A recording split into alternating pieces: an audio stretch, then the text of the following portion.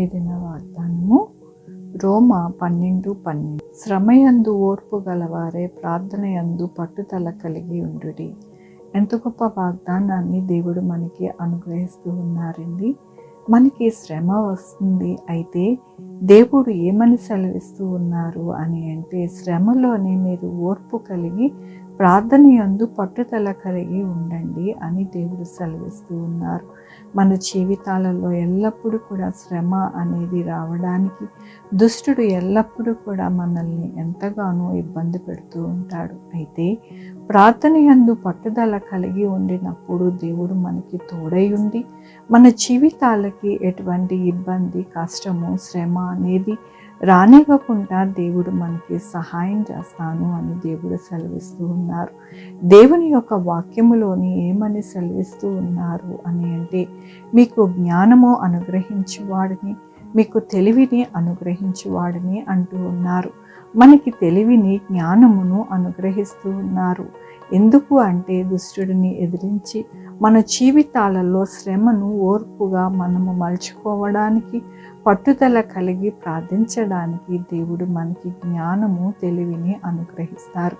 దేవుని యొక్క వాక్యములోని యెహోవా ఉదయమునే నా కంఠస్వరము నీకు వినపడును, ఉదయమునే నా ప్రార్థన నీ సన్నిధిని సిద్ధము చేసి కాచియుందును.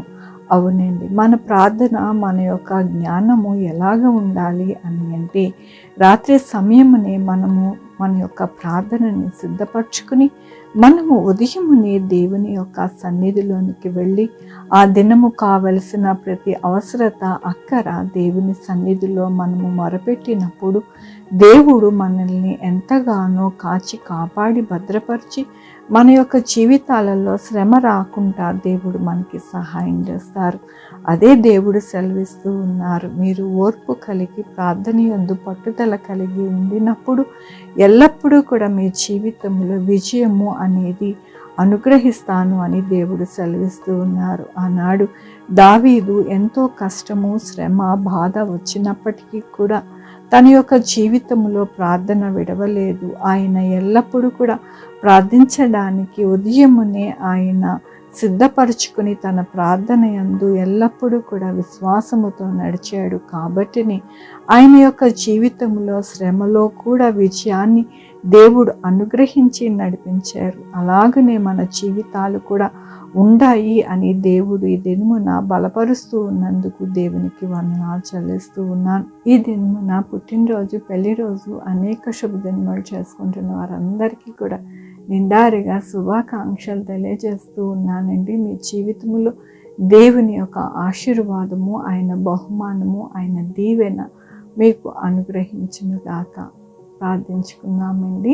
యెహోవా దేవా, నా తండ్రి, నా ప్రభువా, మీ కృపా కనికరాన్ని బట్టి నీకు వందనాలు, స్తుతులు, స్తోత్రం చెల్లించుకుంటున్నాను. అవును నాయన, మా యొక్క జీవితాలలో నాయన నిరీక్షణ కలిగి, శ్రమయందు పట్టుదల కలిగి మేము ప్రార్థించి నా ప్రభువా మా జీవితాలలో విజయము అనేది చూడడానికి మీరు సహాయం చేస్తానని దినమున మీరు ఇచ్చిన వాక్యమును, వాగ్దానమును బట్టి మీకు వందనాలు చెల్లిస్తూ ఉన్నాను. ఈ దినమున పుట్టినరోజు, పెళ్లి రోజు, అనేక శుభదినములు చేసుకుంటున్న వారందరినీ దీవించి ఆశీర్వదించండి ప్రభా. మా కొరకు ప్రార్థించమన్న వారిని నాయన, వారిని, వారి యొక్క బిడ్డల భవిష్యత్తుని, వారి ఆరోగ్యములు, వారి పనులు, వారి యొక్క ఉద్యోగములు నాయన, ఇంకా ఏది కావాలనుకుంటున్నా అవన్నీ కూడా మీరు అనుగ్రహించండి ప్రభా.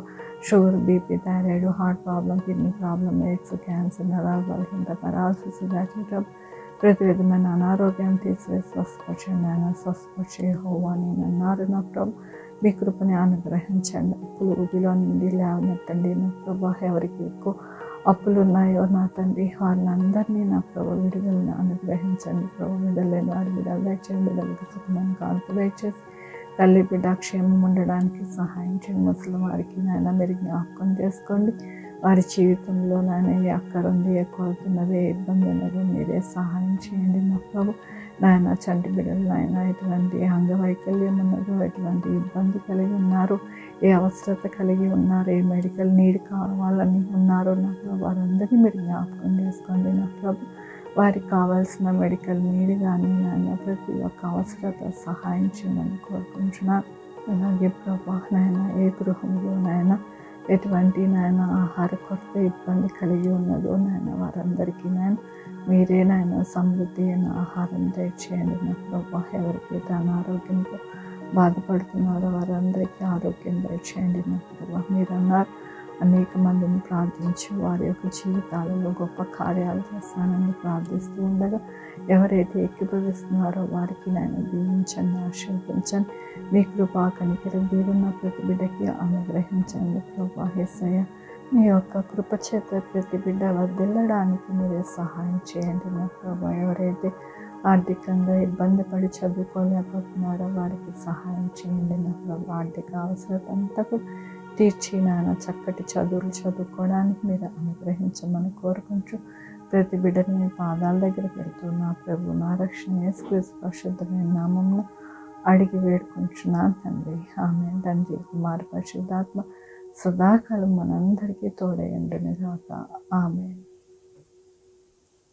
God bless you.